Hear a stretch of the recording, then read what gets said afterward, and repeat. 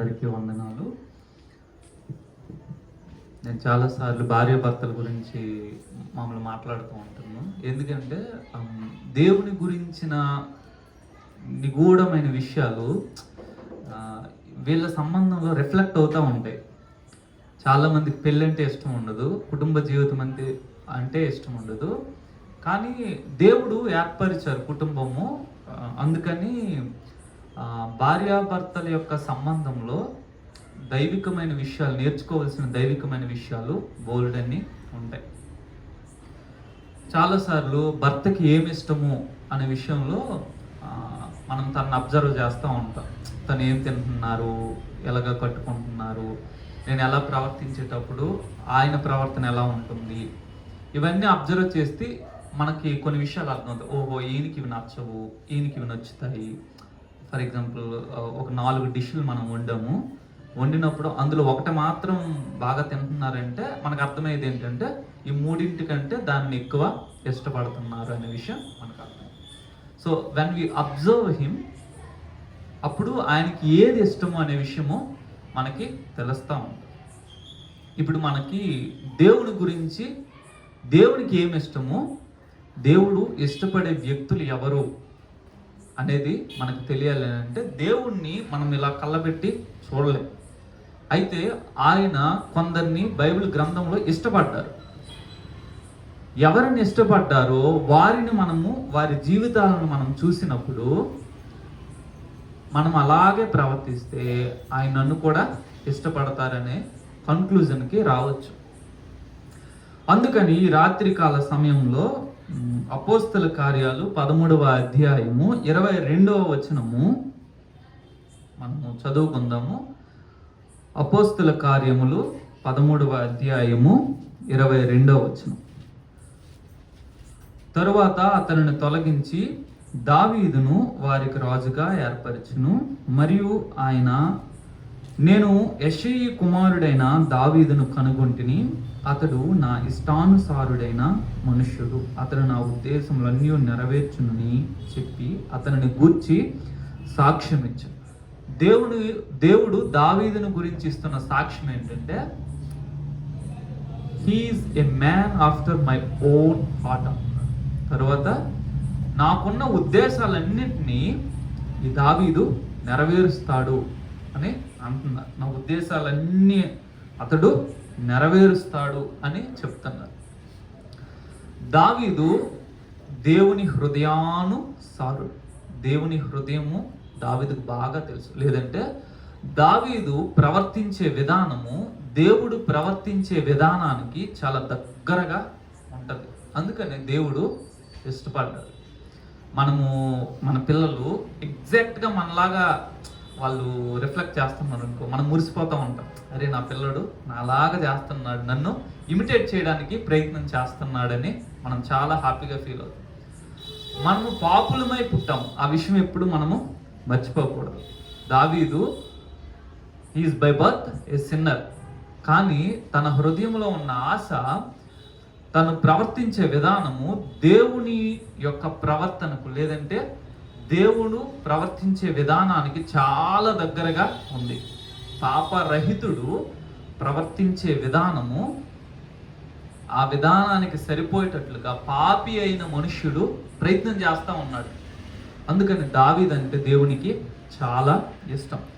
ఈరోజు దావీదు నుంచి మనం నేర్చుకోగలిగిన కొన్ని విషయాలని మనము పరిశీలన చేద్దాము. మనకందరికీ బాగా పరిచయమైన వాక్కులే, కానీ మనము ఆయన నుంచి ఏ విషయాలు నేర్చుకుంటే నేను కూడా దేవుని చిత్తానుసారమైన, హృదయానుసారమైన, ఇష్టుడైన మనుష్యునిగా మారగలను అనే విషయాన్ని మనం ఆలోచన చేద్దాం. 1 సమూయేలు గ్రంథము 17వ అధ్యాయము 32వ వచనంలో ఒక మాట రాయబడి ఉంది. 1 సమూయేలు గ్రంథము 17వ అధ్యాయము 32వ వచనం. ఈ ఫిలిస్తీయుని బట్టి ఎవరి మనస్సును కృంగ నిమిత్తము లేదు, మీ దాసునైన నేను వానితో పోట్లాడదునని దావీదు సౌలుతో అనగా. దావీదు రాజు దగ్గరికి వెళ్ళి చెప్తున్నారు, రాజుగారు నేను ఈ ఫిలిస్తీనుతో పోరాడతా అని అంటున్నారు. మేబీ దావీదు వయసు 16-17 సంవత్సరాలు ఉంటాయి. 24వ వచనం మనం చూసినట్లయితే, ఇశ్రాయేలీయులందరూ ఆ మనుష్యుని చూసి మిక్కిలి భయపడి వాని ఎదుటి నుండి పారిపోగా. గొల్యాతును చూసినప్పుడు ఇశ్రాయేలీల యోధులందరికీ చాలా భయం, మిక్కిలి భయపడ్డారంట. ఇంకా తను యుద్ధం ఆడడం చూడలేదు, జస్ట్ వచ్చి ఆ గుంపులో నడుస్తూ ఉన్నారు, చూసి చాలా భయపడి పారిపోతూ ఉన్నారు. అలాంటి వ్యక్తిని దావీదు చూసి అంటున్నారు, రాజుగారు నేను ఈ వ్యక్తితో వెళ్ళి పోరాడతాను. దావీదు, మిగతా వాళ్ళందరూ భయపడుతున్నారు, నువ్వెందుకు ఈ వ్యక్తితో పోరాడాలనుకుంటున్నావంటే, దావీదు గెలుస్తాడో గెలవడో తర్వాత విషయము, ఆయన కోపం తెప్పించిన విషయం ఏంటంటే, మేము దేవునితో నిబంధన కలిగిన జనులము, మేము దేవుని సైన్యము, మమ్మల్ని విగ్రహాలను పూజించే వ్యక్తి వచ్చి తృణీకరిస్తాడా? మా దేవుణ్ణి తృణీకరిస్తాడా? మా దేవుని నామానికి అవమానం కలిగిస్తాడా? నేను చచ్చైనా చేస్తాను, కానీ ఈ అవమానం కలిగించడాన్ని నేను సహించను అని దావీదు ఫిలిస్తీయుడి మీదకి యుద్ధానికి వెళ్తున్నాడు. సౌలు అంటున్నారు, బాబు నువ్వు బాలుడివి, నీకు యుద్ధం ఏమి తెలియదు, తన బాల్యం నుండి యుద్ధాభ్యాసం చేస్తున్నాడు, నువ్వు ఎట్లా గెలుస్తావు అని అంటే, దావీదు తన జీవితంలో జరిగిన అనుభవాన్ని చెప్తూ, ఆ అనుభవంలో దావీదు యొక్క ఒక సుగుణము మనము చూడగలుగుతాం. ఏంటంటున్నారంటే, అయ్యా నేను నా తండ్రి గొర్రెలను నేను కాస్తున్నాను, ఒక ఎలుగుబంటి లేదా ఒక సింహం వచ్చి ఆ గొర్రెల మందలో ఒక గొర్రెని పట్టుకొని పోతా ఉంది, నేను దాని వెనకతల పరిగెత్తి దాన్ని పట్టుకొని గడ్డం పట్టుకొని కొట్టి చంపేశాను, చంపి నా గొర్రె పిల్లను నేను విడిపించుకున్నాను, నా దేవుడు ఆ సింహము ఎలుగుబంటి బలం నుంచి నన్ను రక్షించాడు, అదే దేవుడు ఈ ఫిలిస్తీని చేతుల నుండి కూడా నన్ను రక్షిస్తాడు. ఇందులో దావీదు యొక్క ఒక మంచి గుణం ఏంటంటే,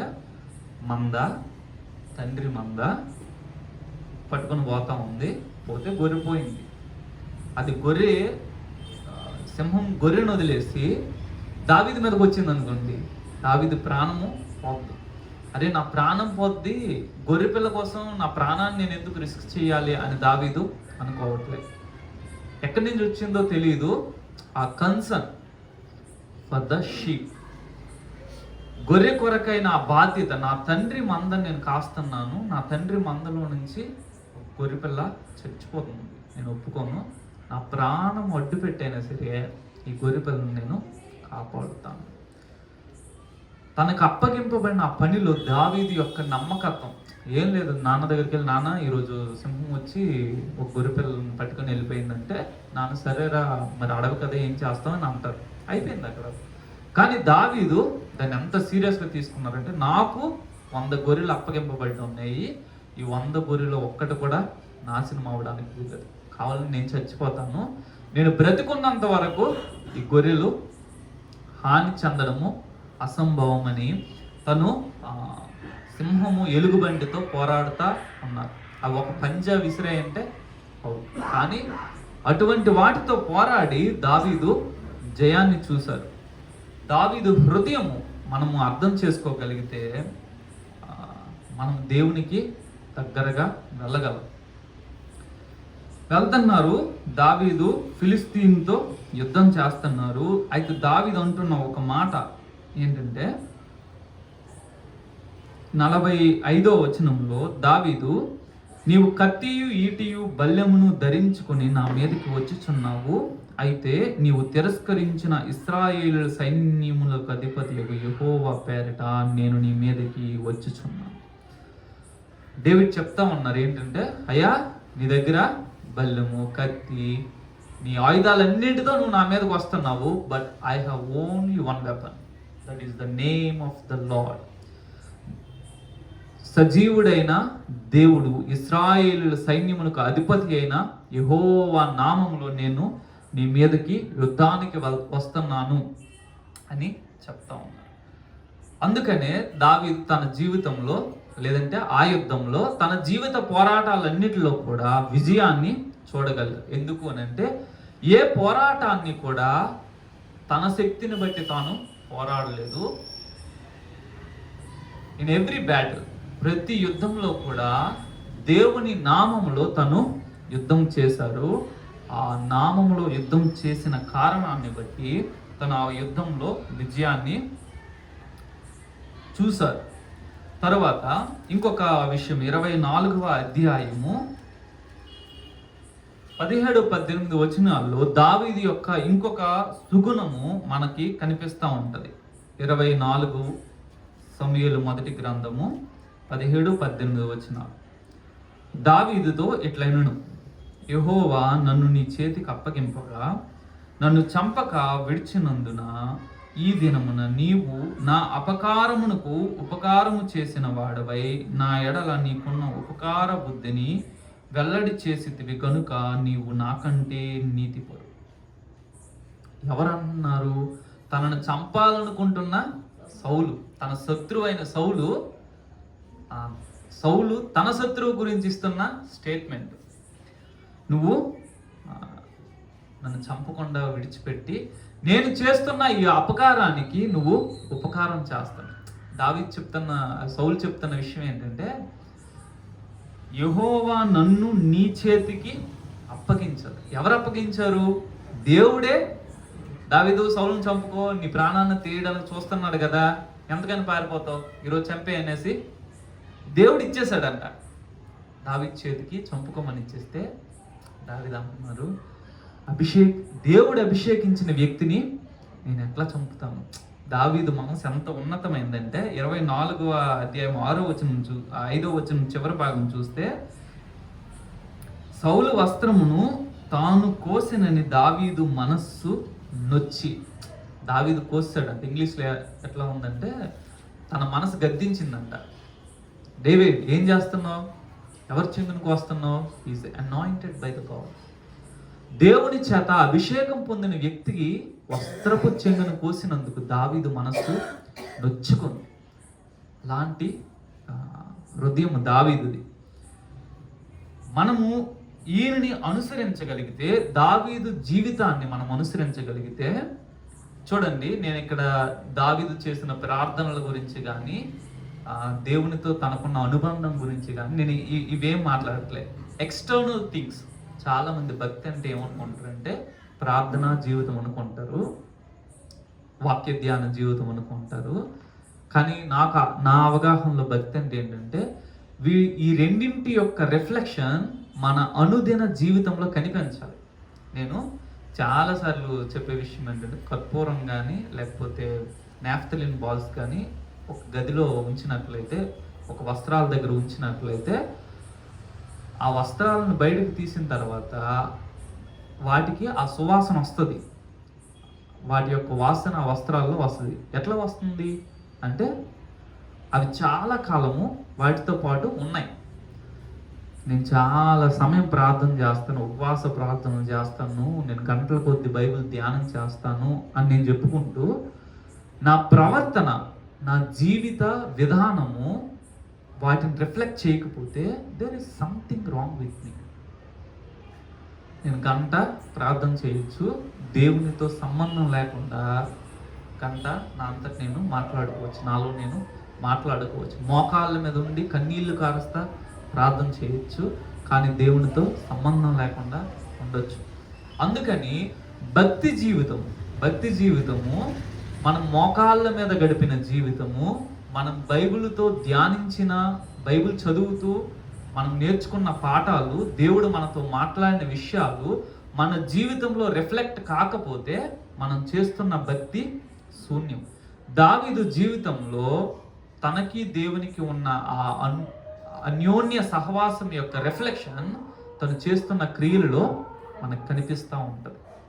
అందుకని దావీదును మనం అనుకరించగలిగినట్లయితే మనము దేవునికి దగ్గరగా వెళ్ళగలము. దావీదుకు ఏ ఆశీర్వాదాలను దేవుడిచ్చాడో అదే ఆశీర్వాదాలను వాటి కొరకు మనం ప్రార్థన చేయకపోయినప్పటికీ మనం పొందే అవకాశము ఉంది. అందుకని ఈ రాత్రికాల సమయంలో మనము దావీదు నుంచి కొన్ని విషయాలని నేర్చుకుంటా ఉందాం. తరువాత ఇంకొక విషయము 29వ అధ్యాయము 29వ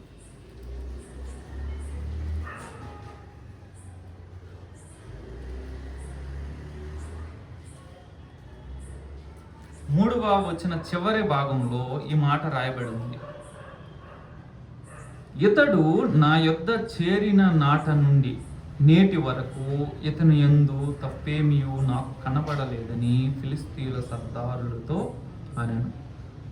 దావీదు ఫిలిస్తీయుల దేశంలోనికి వెళ్ళి అక్కడ 27వ అధ్యాయం 7వ వచనం చూస్తే 1 సంవత్సరము 4 నెలలు కాపురం ఉన్నాడు. ఫిలిస్తీయుల రాజు దగ్గర కాపురము ఉన్నాడు. కొన్ని సంవత్సరాల ముందు జరిగిన విషయం ఏంటంటే, ఇదే దావీదు ఫిలిస్తీయుల్ని సంహరించాడు, గొల్లియాతును సంహరించాడు. ఎనిమి వాస్తవానికి దావీదు ఫిలిస్తీయుల యొక్క శత్రువు. అయితే వారి శత్రువు గురించి గాతు రాజు ఏమంటున్నారు అని అంటే, ఇతని యందు తప్పేమీ నాకు కనపడలేదు. ఎవరితో అంటున్నారు? ఫిలిస్తీయుల సర్దారులతో అంటున్నారు. అయ్యా, ఈ దావీదు 1 సంవత్సరం 4 నెలల నుంచి నా దగ్గర ఉన్నారు, ఇతను నాకు ఏ మిస్టేక్ కనిపించలేదు. అక్కడ 29వ వచనంలో ఆకీషు అంటున్న మాట, అందుకు ఆకీషు, దైవదూత వలె నీవు నా దృష్టికి కనబడుచున్నావని నేను ఎరుగుదును గాని ఫిలిస్తీయుల సర్దారులు ఇతడు మాతో కూడా యుద్ధముకు రాకూడదని చెప్పుచున్నారు. ఆకీష్ ఏమంటున్నారు? అయ్యా, నువ్వు చూడటానికి దేవుని దూతలా కనిపిస్తున్నావు అని అంటున్నారు. చూడండి, దావీదు ప్రవర్తన ఏ విధంగా లేకపోతే ఒక శత్రు రాజు దావీదు గురించి అలాంటి స్టేట్మెంట్ ఇవ్వగలరు. శత్రువు తను ఆశ్రయించాడు, కొంతకాలం ఉండడానికి వచ్చారు. అయితే ఆకీషు రాజు తన గురించి ఇస్తున్న స్టేట్మెంట్ ఏంటంటే, ఇతను నాకు ఏ దోషము కనిపించలేదు, ఇతను దేవుని దూతలాగా ఉన్నారు. మన ప్రవర్తన, how we are with the people, మనము ప్రజలతో ఎలా ఉంటున్నాము అనేది మన గురించిన సాక్ష్యము చెప్పుద్ది. ఆ వ్యక్త అని వచ్చిందనుకోండి, మన సాక్ష్యము బాలేదు. శత్రువుల మధ్య, మనల్ని అసహించుకుంటున్న వాళ్ళ మధ్య, మన గురించి చెడ్డ ప్రచారం చేస్తున్న వారి మధ్య కూడా మనం ప్రవర్తించే విధానం ఒకవేళ మంచి సాక్ష్యాన్ని తీసుకురాగలిగిందంటే దట్ ఈస్ గ్రేట్ టెస్టిమనీ. అట్లాంటి సాక్ష్యాన్ని సంపాదించాలి. కొందరికి యేసు ప్రభు అంటే చాలా అసహ్యం, కొన్ని మతస్థులకి యేసు ప్రభు అంటే చాలా అసహ్యం. కానీ కొంతమంది క్రిస్టియన్స్ అంటే వాళ్ళకి చాలా ఇష్టం. ఎందుకనంటే, అరే, ఇంత జెన్యూన్గా పనిచేసిన వ్యక్తిని, ఇంత సిన్సియర్ ఆఫీసర్ని నేను చూడలేదు, చాలా నమ్మకంగా పనిచేస్తున్నాడు అని. Even they hate God but they love that person. వారి యొక్క ప్రవర్తన ఎట్లాగా చేయగలిగిందంటే, వారిని ప్రేమించేటట్లుగా, వారిని అభిమానించేటట్లుగా, వారిని గౌరవించేటట్లుగా చేస్తాము. ఒక భక్తిహీనుడు ఈయన భక్తిపరుడయ్యా అని అనగలుగుతున్నాడు. How? Because of his behaviour. దేవునికి ఇష్టలుగా మనము ఉండినట్లయితే మనము దావీదు పొందిన ఫేవర్స్ అన్నీ పొందుతాము. అయితే దేవునికి ఇష్టంగా ఉండాలంటే దేవుణ్ణి అనుకరించాడు, దావీదుని మనము అనుకరించాలి. ఇంకొక విషయాన్ని ఇదే అధ్యాయము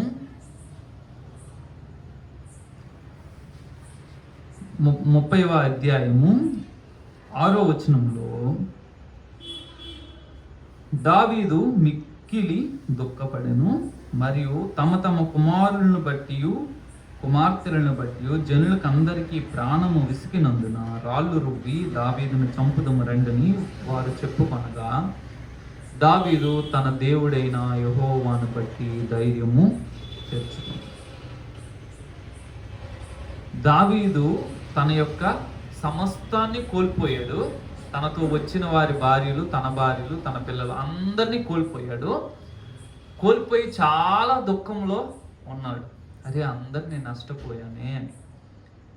ఇప్పుడు తనతో కూడా ఉన్న వాళ్ళు దావీదుని చంపేయాలని అనుకున్నారంట. అరే, ఈ దావీదు వల్లనే మనము నష్టపోయాము, మన భార్యను కోల్పోయాము, ఈ దావీదును లేకుండా చేద్దాము అని వాళ్ళు చెప్పుకుంటుంటే, దావీదుకి హోప్ లేని ఆ పరిస్థితిలో తనను తాను బలపరుచుకున్నాడంట. ఎట్లా బలపరుచుకున్నాడు? యెహోవాను బట్టి, తన దేవుడైన యెహోవాను బట్టి తనను తాను బలపరుచుకుని ధైర్యము తెచ్చుకున్నాడు.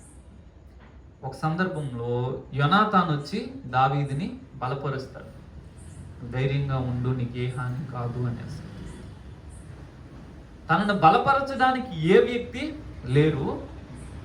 ఆ టఫ్ టైంలో తనను తాను దేవుణ్ణి బట్టి బలపరుచుకొని ధైర్యం తెచ్చుకున్నాడు. మనకందరికీ ఎంకరేజ్మెంట్ కావాలి కదా.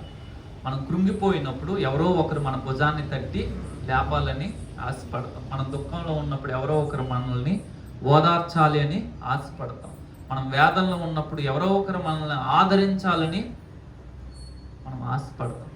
అయితే క్రైస్తవ జీవితంలో బహుశా నీ జీవితంలో ఏదో ఒక సంఘటనలో ఎవ్వరూ నిన్ను ఆదరించకపోవచ్చు, ఎవ్వరూ నిన్ను ధైర్యపరచకపోవచ్చు, ఎవరు నిన్ను బలపరచకపోవచ్చు.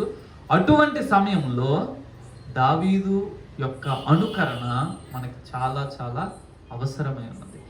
దావీదుని ఎవ్వరూ ఎంకరేజ్ చేయక అందరూ తనను చంపేద్దాం అనుకున్న సమయంలో తనను తాను దేవుణ్ణి బట్టి బలపరుచుకొని ధైర్యం తెచ్చుకున్నారు. మనం కూడా టఫ్ టైంలో దేవుణ్ణి బట్టి, దేవుణ్ణి దృష్టిలో ఉంచుకొని ఈ కఠినమైన పాదలో, ఆ మార్గంలో దేవుణ్ణి బట్టి మనల్ని మనము ధైర్యము తెచ్చుకోవాలి. తరువాత వీళ్ళు, దావీదు తనతో పాటు ఉన్న మనుషులు అమాలేకీయుల్ని దండెత్తి వాళ్ళని జయించి వచ్చారు.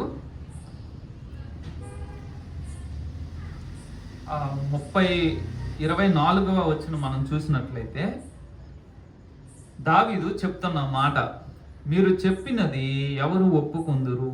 యుద్ధమునకు పోయిన వాని భాగం ఎంతో, సామాను వద్ద నిలిచిన వాని భాగము అంతే అని వాడుక మాట. అందరూ సమముగానే పాలు పంచుకుందురు కదా. ఇక్కడ జరిగిన విషయం ఏంటంటే, దావీదుతో పాటు 600 మంది ఉన్నారు. ఈ 600 మంది అమాలేకీయులను తరమడానికి బయలుదేరారు.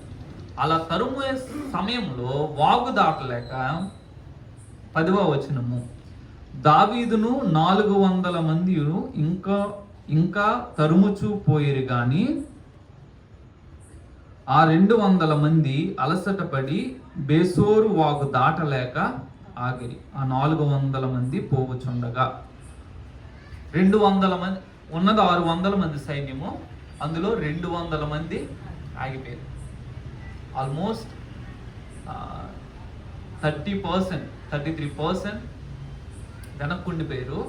మిగతా 60% వెళ్ళి ఫైట్ చేస్తూ ఉన్నారు.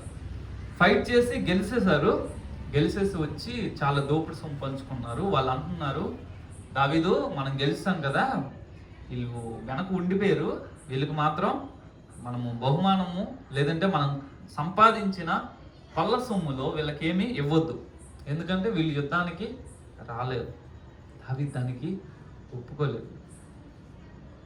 దావీదు చెప్తున్న మాట, అయ్యా యుద్ధానికి వెళ్ళిన వాడిది ఏ భాగమో, యుద్ధం యొక్క ఆ వస్తువులు, యుద్ధోపకరణాలను కాస్తున్న వ్యక్తిది అంతే పోర్షన్ అన్నారు.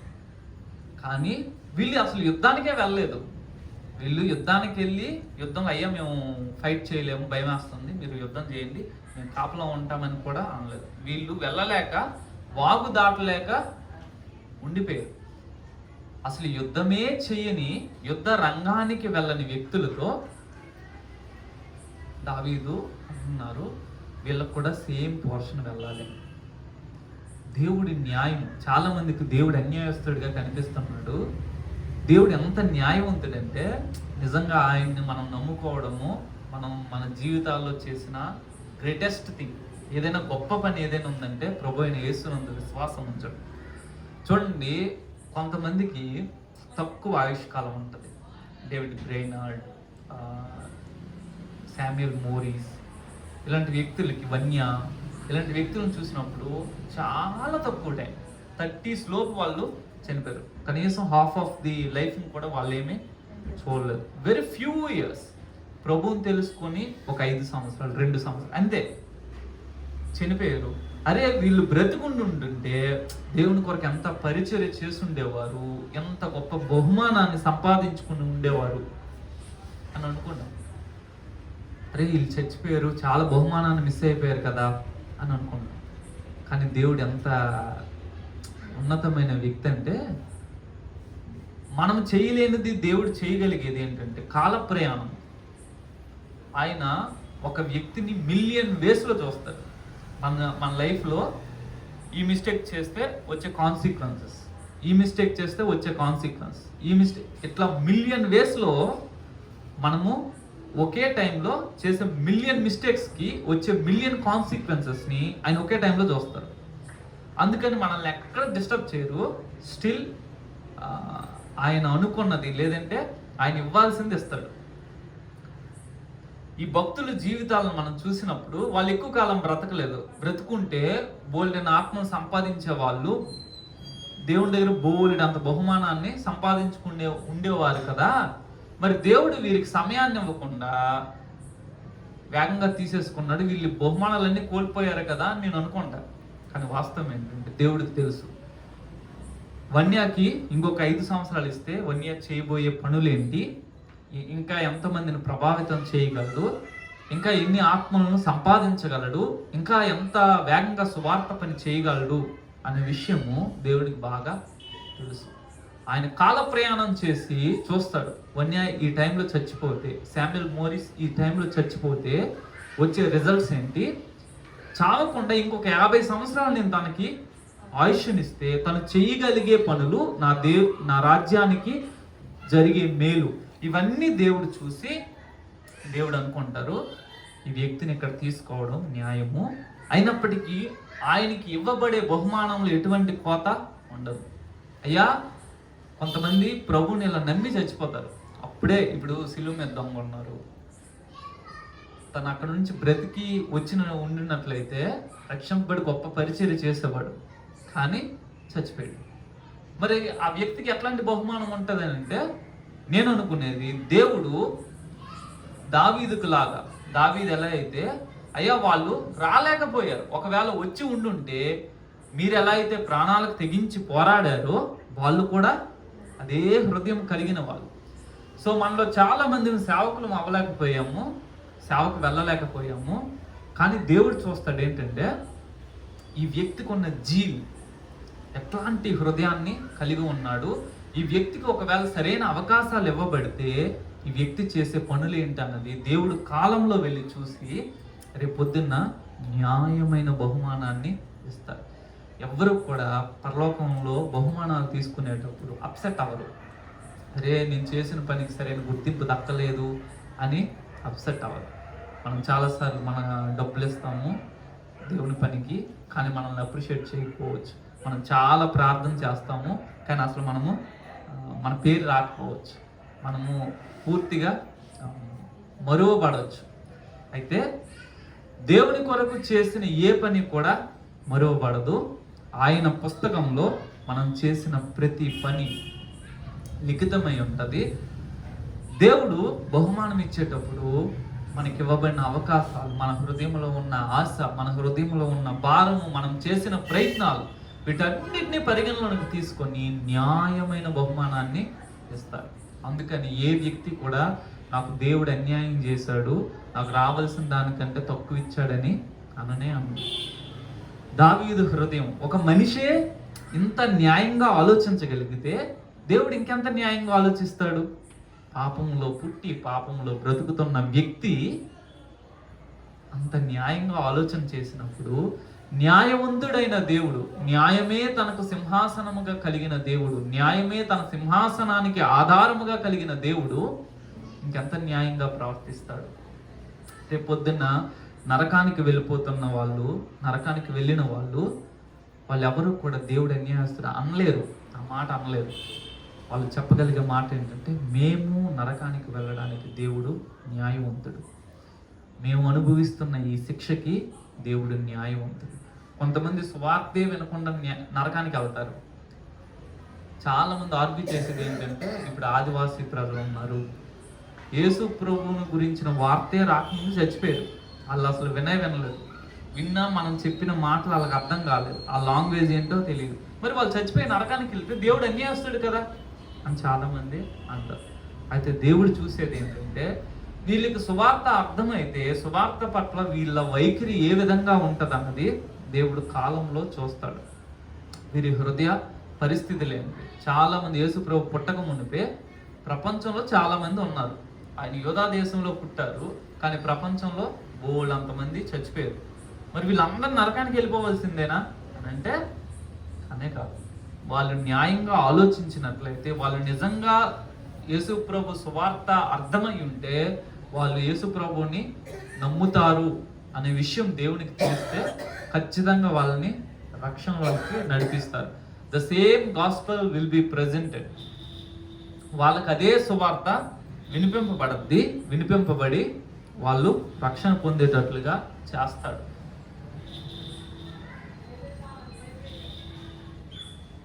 రెండవ సమూయేలు గ్రంథము 9వ అధ్యాయము 3వ వచనము దావీదు యొక్క ఇంకొక విషయాన్ని, రాజు యెహోవా నాకు దయచూపినట్లుగా నేను ఉపకారము చేయుటకు సౌలు కుటుంబములో ఎవడైనా ఒకడు శేషించి ఉన్నాడా అని అతను అడుగుగా, షీబా యోనాతానుకు కుంటికాళ్ళ గల కుమారుడు ఒకడు ఉన్నాడని రాజుతో మనవి చేశాను. 9:3 21-12 వచనం మనం చూస్తే,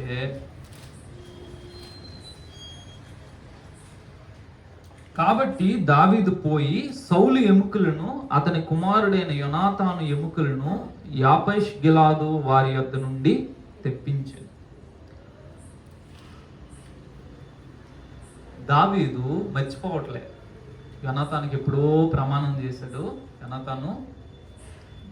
యోనాతాను అడిగాడు, అయ్యా నువ్వు నా కుటుంబీకులకి కనికరం చూపించయ్యా, నేను నీకు ఉపకారం చేశాను కదా అంటే, దావీదు ఆ మాటని జ్ఞాపకం ఉంచుకున్నాడు. తను సెటిల్ అయిన తర్వాత తను ఇమ్మీడియట్గా చేసిన పని ఏంటంటే, నేను ఉపకారము చూపించాలి. ఎవడైనా బతికున్నాడా? మనం చూస్తే సౌలు దావీదుకి ఎంత హాని చేశారు. దావీదు ఎక్కడా కూడా సౌలు కుటుంబీకుల మీద రివెంజ్ తీసుకోలేదు, ప్రతీకారము చేయలేదు. దావీదు హృదయము, దేవుడు నాకు దయ చూపించాడు, నేను కూడా నా శత్రువు పిల్లలకి దయ చూపించాలి. ఆయన నా శత్రువే, కానీ తను ఇశ్రాయేలీయులకు రాజు, దేవుని చేత కోరుకోబడి అభిషేకించబడి నియమింపబడిన వ్యక్తి. ఆ కుటుంబీకులకు నేను ఏమైనా చెయ్యాలి అన్న ఆలోచన. అందుకనే ఈవెన్ సౌలు చనిపోయిన తర్వాత కూడా ఆయన ఎముకలు, దేవుడు యొక్క శిక్ష వచ్చి చచ్చిపోయాడు, ఇంకా నాకు సంబంధం ఏముంది, నేను నా రాజ్యము సుభిక్షంగా ఉన్నాను కదా అని అనుకోలేదు. సౌలు ఎముకలు ఎక్కడుండిపోయి అక్కడి నుంచి తెప్పించి తనకి సమాధిని చేశాడు. That is the heart of David. అది దావీదు హృదయం. తనకు అపకారం చేసిన వ్యక్తికి కూడా ఉపకారం చేసే హృదయం. తాను ఎప్పుడో ఎవరికో ఇచ్చిన మాట కొరకు అనేక సంవత్సరాల తర్వాత కూడా తనకి ఏ విధంగా సహాయం చేయగలనని దావీదు ఆలోచన చేస్తాం. చూడండి, మన జీవితంలో చాలా మంది మనకు హెల్ప్ చేస్తారు. నాకు ఎవ్వరు హెల్ప్ చేయకుండా నేను ఈ స్థాయికి వచ్చేసానని అన్నామంటే హీఈస్ ద నెంబర్ 1 హిపోక్రైట్. అట్లా ఎవరు ఉండరు. మన వెనకాతల అనేక రీతులుగా అనేక మంది సహాయం చేస్తూ ఉంటారు. అయితే చాలా సమయాల్లో మనం మర్చిపోతూ ఉంటాం. ఒక స్థాయికి వెళ్ళిపోయిన తర్వాత నాకు ఎవరో అక్కడ హాల్ టికెట్ ఫిల్ చేయడానికి, లేదంటే ఒక అప్లికేషన్ ఫిల్ చేయడానికి హెల్ప్ చేసిన వ్యక్తి నాకు గుర్తుండడు. ఆ టైంలో ఏదో తను హెల్ప్ చేశారు, కానీ మిగతాదంతా చేసింది నేనేమంటున్నానంటే, మన జీవితంలో మనకు సహాయం చేసిన వ్యక్తుల్లో ఏ ఒక్కరిని మనము మర్చిపోకూడదు. నేను డిగ్రీ చదివేటప్పుడు నాకు చాలామంది ఫైనాన్షియల్ హెల్ప్ చేశారు. నాకు హాస్టల్ సీట్ రావడానికి ఒక మేడం గారు హెల్ప్ చేశారు. నా కాలేజ్ ఫీజు కట్టడానికి ఒక మేడం గారు హెల్ప్ చేశారు. నేను ఒక ఆఫీస్లో చేరడానికి ఒక మేడం గారు హెల్ప్ చేశారు. వీళ్ళందరూ హెల్ప్ చేశారు. ఈరోజు నాకు క్షేమం ఉంది. అయిపోయింది కదా, వాళ్ళు గతంలో ఎప్పుడో చేశారు, ఇప్పుడు దాన్ని నేను ఎందుకు పట్టించుకోవాలి అని అనుకోకూడదు. ప్రతిరోజు లేదంటే వీలైతే తిరిగి రీపే చేయగలిగితే మస్ట్ అండ్ షుడ్గా చేయాలి. ఆ హృదయం మనం కలిగి ఉండకపోతే దేవుడు మెచ్చుకోడు మనల్ని, దేవుడు మనల్ని ఇష్టపడదు. దావీదు హృదయం దేవుని హృదయంతో దగ్గర. దేవుడికి ఎవరైనా ఒక మేలు చేస్తే ఆయన రాసుకుంటారు, దాన్ని మర్చిపోడు. ఇదిగో పలానా వ్యక్తి నాకు ఇచ్చేసి. ఒక ఆమె 2 కాసులు పెట్లో వేస్తున్నారు, దేవుడేమో దాన్ని రాసుకుంటున్నారు. అయ్యా ఆమె ఇచ్చింది కోట్లు కాదు కదా, ఎందుకు నీ బుక్లో రాసుకుంటున్నావు అని అంటే, లేదు ఆమె ఇచ్చింది కొంచెమే, కానీ ఆమె హృదయము చాలా యథార్థంగా తను ఇవ్వాలన్న ఆశతో తనకున్న సమస్తాన్ని ఇచ్చింది. దేవుడు మర్చిపోడు. తనకు చేయబడిన, తనకి చేసిన ఆయన రాజ్యము నిమిత్తము మనం ఏమి చేసినా సరే ఎవ్రీథింగ్ ఈజ్ రికార్డెడ్. ప్రతిదీ దేవుడు రాసుకుంటాడు. దేవుడు మనకు ఉపకారము చేస్తాడు. అరే నా కొరకు తిని ఎంత కష్టపడుతున్నాడు, తిన కుటుంబానికి ఏమైనా నేను ఉపకారం చేయాలని దేవుడు కూడా అనుకుంటా. అది దేవుని హృదయము, అది దావీదు హృదయం. ఇంకొక మాట 12వ అధ్యాయము 1 సమూయేలు గ్రంథము 13వ వచనం.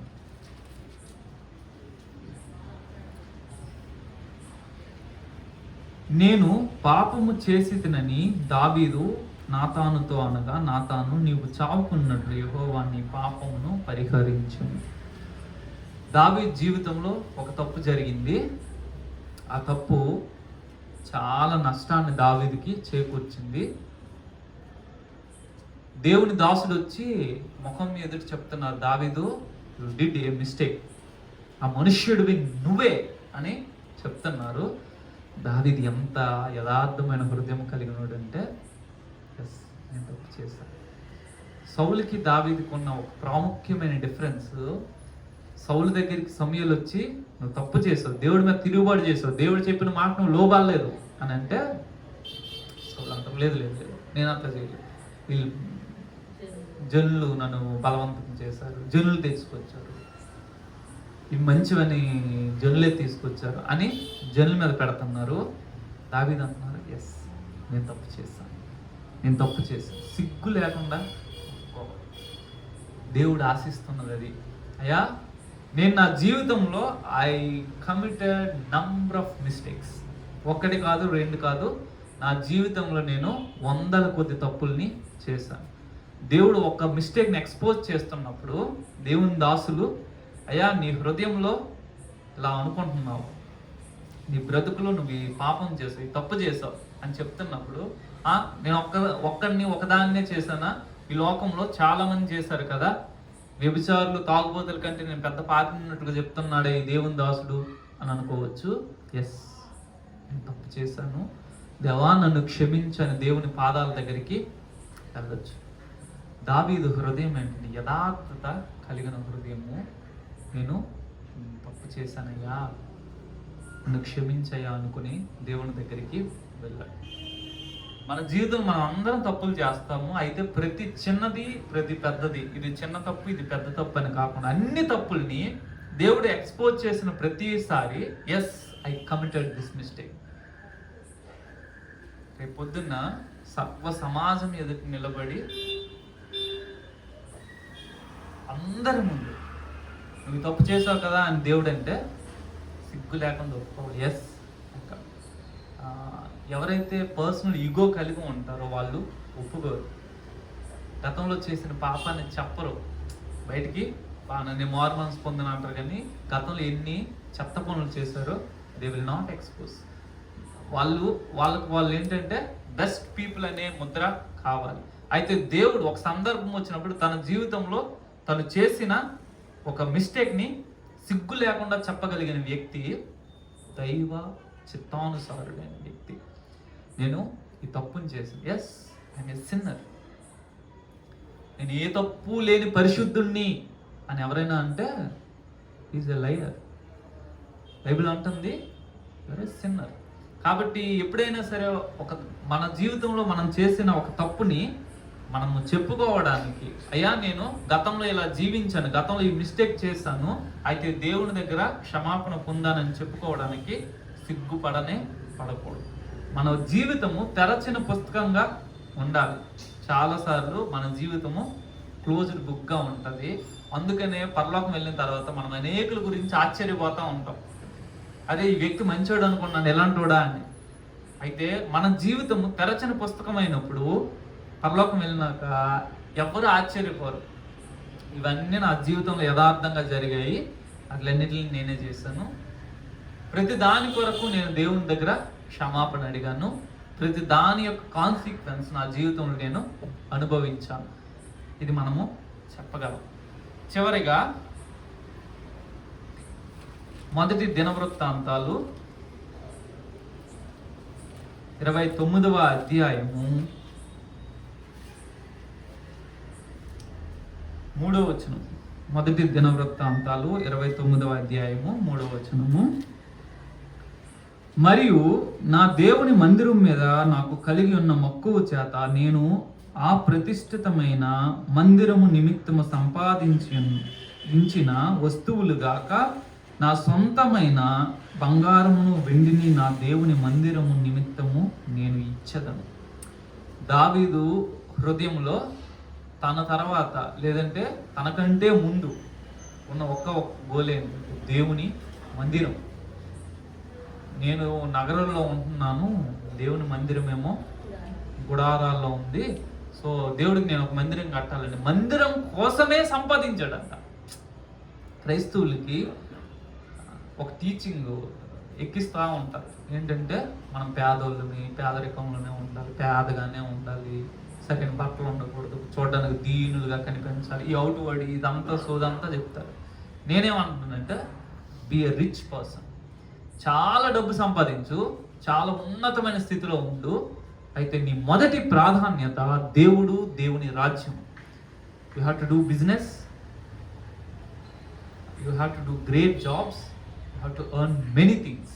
చాలా సంపాదించు, విస్తారంగా సంపాదించు, కుదిరితే అంబానీ అదానీల కంటే ఎక్కువ సంపాదించి ఆ సంపాదించిందంతటి మీద నీ మనస్సు ఉండాలి. ఏమని ఉండాలంటే ఇదంతా నా దేవుడి కోసం, నేను నా దేవుని కోసమే వ్యాపారం చేస్తాను, నేను నా దేవుని కోసమే అన్నీ చేస్తాను, సంపాదన చేస్తాను, నేను నా దేవుని కోసం ఉద్యోగం చేస్తాను, నా దేవుడి కోసమే సమస్తము చేస్తానని అనుకోవాలి. దావీదు చాలా సంపాదించాడు. ఏంటయ్యా ఇప్పుడు దేవుడు రాజ్యం అని అంటావు, మరి చూస్తే ఈ బంగారము వజ్రాలు ఇవెందుకు సంపాదిస్తున్నావు, ఆస్తుపాస్తులు ఎందుకు సంపాదిస్తున్నావు అంటే దావీదు చెప్పేది ఏంటంటే, అయ్యా నేను సంపాదించేది నా కోసం, నేను సంపాదించేది నా దేవుని మందిరం కోసం, నా దేవుని మందిరం కోసమే నేను సంపాదిస్తాను. మనం ఉద్యోగాలు చేయాలి, మనం ఉన్నతమైన స్థితికి వెళ్ళాలి, మనం చాలా ఆస్తులు సంపాదించాలి, అయితే వాటన్నిటికీ మన హృదయము డిటాచ్ అయ్యి ఇదంతా నా దేవుని కోసమే నేను సంపాదిస్తున్నాను అని ఉండాలి. వాళ్ళని చూసి దేవుడు మెచ్చుకుని అంటాడు, వీళ్ళు నా హృదయానుసారులు అని అంటారు. దేవునికి మనము ఇష్టలైన పిల్లలంగా, ప్రజలంగా ఉండగలం. ఒకవేళ ఈ విషయాలు మనము ఫోకస్ చేయకపోతే we can be children of God. మనం దేవుని పిల్లలుగా కొనసాగుతాము, కానీ దేవునికి ఇష్టలైన పిల్లలుగా, దేవుని హృదయాన్ని అనుసరించే పిల్లలుగా ఉండము. కాబట్టి రాత్రికాల సమయంలో దేవుడు మనకి వినిపించిన ఈ మాటలను బట్టి, దావీదు జీవితంలో తను ప్రవర్తించిన విధానాన్ని బట్టి, నా ప్రవర్తన కూడా నేను ఇలా ఉంచుకుంటే దేవునికి నేను ఇష్టుడైన ప్రజలుగా, ఇష్టురాలునిగా, ఇష్టునిగా నేను ఉంటాను, దేవుని హృదయము నా హృదయముతో పాటు కలిసి ఉంటుంది అనే విషయాన్ని మనము నేర్చుకోవచ్చు.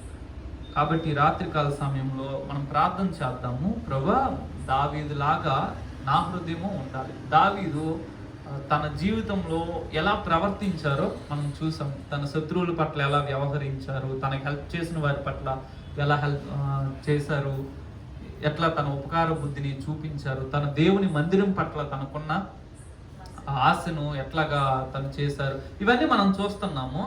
మనం కూడా అట్లాగా మన ఇన్వర్డ్ హృదయాన్ని ట్యూన్ చేసుకోగలిగితే దేవుడు మనల్ని చూసి అంటారు, Stephen you are after my own heart అని ఆయన అంటారు. మనం అలాంటి పేరు తెచ్చుకుంటే అప్పుడు ఏ ఆశీర్వాదాలు మనకు కావాలని మనం ప్రాకులాడుతూ ఉన్నామో ఇవన్నీ మన జీవితంలో వద్దన్నా వస్తాయి. ముందు దేవుణ్ణి ప్లీజ్ చేయడం కొరకు, దేవుణ్ణి సంతోషపెట్టడం కొరకు మనము ఫోకస్ చేయాలి. ప్రార్థన చేసుకుందాము. ఒక మాట నేను ప్రార్థన చేస్తాను. మహాపరిశుద్ధుడును జీవము కలిగిన తండ్రి, మీకు వందనాలు చెల్లిస్తున్నాము ప్రభా. దావీదు నీ హృదయానుసారుడైన వ్యక్తి ప్రభా, నీకు ఇష్టమైన వ్యక్తి దేవా, నీ ఉద్దేశాలన్నీ నెరవేర్చే వ్యక్తి ప్రభా. దావీదు ఏ విధంగా ప్రవర్తించారో మేము చూసాము తండ్రి. మాకు సహాయం దయచేయండి ప్రభా. నైనా దేవా, మాకు నైనా మీరు ఏ విధంగా ప్రవర్తిస్తున్నారు, మీ హృదయం ఎలా ఉందో మీరు తెలియజేశారు. కాబట్టి మేము కూడా దావీదులాగా బిహేవ్ చేయడానికి ప్రభా, మా జీవితాలను మేము సరిచేసుకోవడానికి మాకు సహాయం దయచేయండి. ఈ వాక్యము మా హృదయాల్లో మీరు ఫలింపచేసి అయినా మీ నామాన్ని మహిమపరచమని వేడుకుంటూ మీ చేతులకు అప్పగించుకుంటూ యేసు నామం ముందు ప్రార్థన చేస్తున్నాము తండ్రి. ఆమేన్. ప్రేస్ చేయమన్నారు, అంకుల్ రావచ్చు, వస్తానన్నారు.